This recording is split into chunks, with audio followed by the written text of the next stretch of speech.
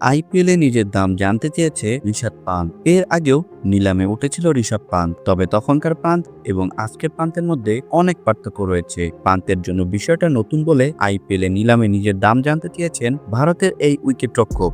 2016 সালে সফল অনূর্ধ্ব-19 বিশ্বকাপের পর আইপিএলের দল দিল্লি পালকে দরে বেড়ায়। এরপর থেকে দারুণ পারফর্ম করে আসছে পান্থ। সামাজিক যোগাযোগ মাধ্যম এক্সে নিজের দাম জানতে চেয়ে পান্থ বলেন, নিলামে যদি আমার নাম ওঠে আমি কি বিক্রি হব, হলে কত মূল্য।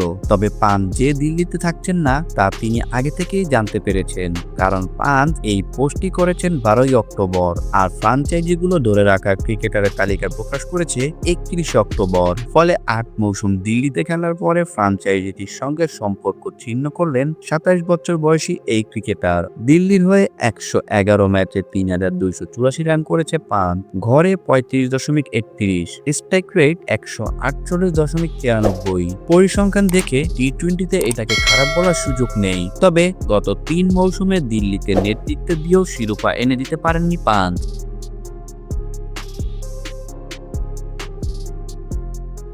ভিডিওটি দেখার জন্য অসংখ্য ধন্যবাদ। নিত্য নতুন এমন ভিডিও পেতে হলে আমাদের চ্যানেলের সঙ্গেই থাকুন, সাবস্ক্রাইব করুন, ভালো লাগলে অবশ্যই লাইক করুন। ভিডিও সম্পর্কে যে কোনো মন্তব্য করতে পারেন আমাদের কমেন্ট বক্সে। ধন্যবাদ।